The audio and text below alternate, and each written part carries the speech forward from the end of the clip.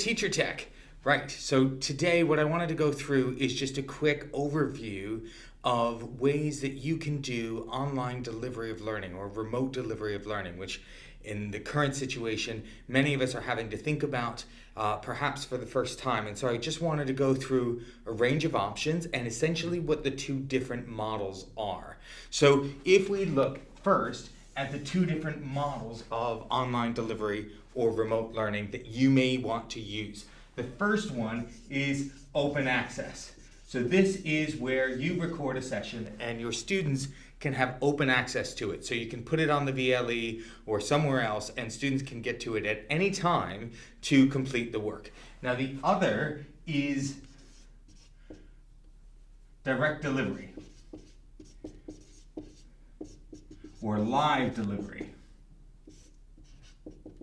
Now, this is where you're using a system to deliver a lesson live that the students attend at a given time and you deliver the content. You may still record it so they can get back to it later, but students are attending the lesson at perhaps their normal time and getting the content delivery, or they're getting the lesson as normally as they possibly would. Now this is the model that I'm using through the University of Bedford system, through a system called Collaborate.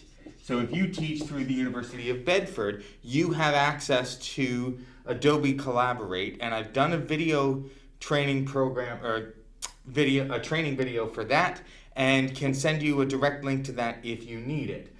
The current system of the VLE doesn't actually have access to that kind of live model. But the IT team, based on the conversation I had with them, are working on two options. So one of them is the big blue button, which is a plugin for Moodle, something that we actually used to use, which allows you to essentially do the same as Collaborate. It's not quite as advanced, but it's pretty good. Now, the other one is to look at Microsoft Teams, and I think the IT team right now is looking at both of those options. In the meantime, if you haven't downloaded Microsoft Teams or haven't used it and you still want to do this kind of direct delivery model, you may look at using Skype. You may look at using Google Hangouts, which is pretty good.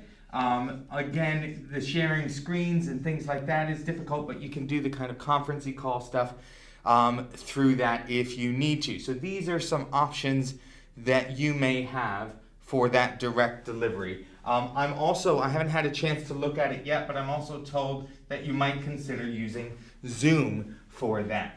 Now, the thing you want to be careful of, the thing you don't want to do is give any of your students your personal contact information. So if you're using any of these systems that fall outside of the college systems, Skype, Microsoft Teams, and the big blue button would all fall inside college systems. But if you're using either of these two, make sure that you're signing up with your work email address or you're creating a separate account, because what you don't want to do is violate GDPR and give out your personal information.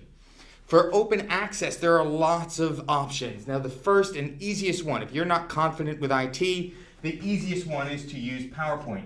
And I'm going to do a separate video on this, how you can simply use PowerPoint to record your lesson live. So you can just go through the slides one at a time, you can turn it into a video, or just leave it as a PowerPoint with audio that plays automatically. And then you can just put it on Moodle and learners have access to it. So that's a nice, easy option. I'll do a separate video on that. So if you're not confident with IT, PowerPoint may very well be your choice.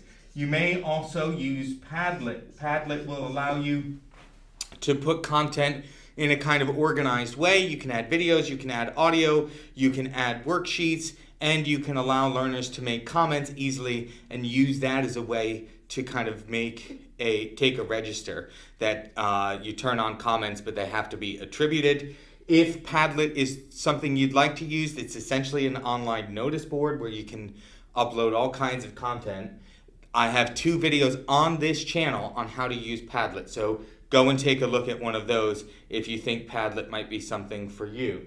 Now, there are other options for this, and I don't have videos on these yet, but we'll try to get these up. They were always going to be in the pipeline, but one of my favorites is TED-Ed. This allows you to take any video on YouTube and turn it into a completely contained lesson. And again, you can have students sign up for a free account, and then any answers they give to questions or quizzes are attributed so you know who's done it, and you can mark them so they can get feedback as well. So TED Ed is also a really good option. Now, you may also use the TES system, which is called Blend Space. And this is in some way similar to Padlet, where you can build a lesson, add all of the content, dump in YouTube videos, and put everything in the order that you want. The only thing you need to be aware of with Blend Space is anything you put in is kind of open access. So again, don't put anything that's sensitive or personal information, which I don't know why you would anyway. So those are probably the easiest options for that kind of remote open access delivery. There are, of course, others where you can use something like Screencast-O-Matic to record your full session. That'll do a recording similar to the ones that I've posted on this channel, where you have a picture of you in the bottom corner, and then whatever you're doing on the screen becomes the video, or the main portion of the screen in the video. So Screencast-O-Matic, that is free for video, a certain amount of storage space and usage, and then it's like £5 a month. So it's not particularly expensive, but the free one will probably be more than you'll need. Now, in terms of assessment, there are a couple of ways you can do this. Google Forms is great for assessment, where you can send out a link to a quiz or a questionnaire. So you might consider that.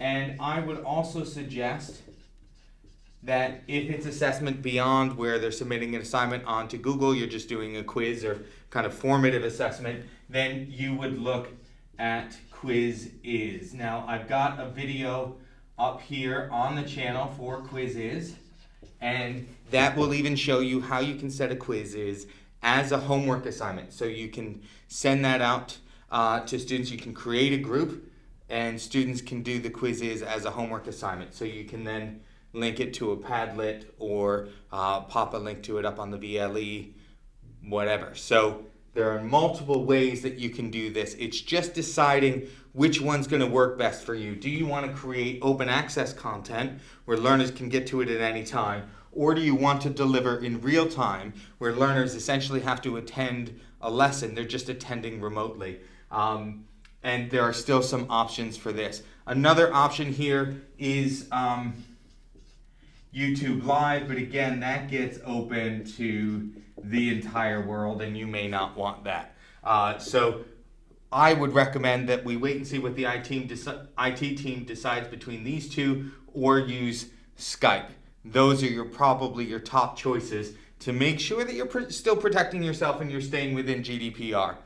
So I will try to add more content here and videos on how to do some of these things so that you can get some support as you need it. But of course, we're trying to do everything all at the same time. So just give me some time and I'll get up what I can so that you have access to content that you need. Thanks very much. Hope it's been helpful. Good luck, everyone.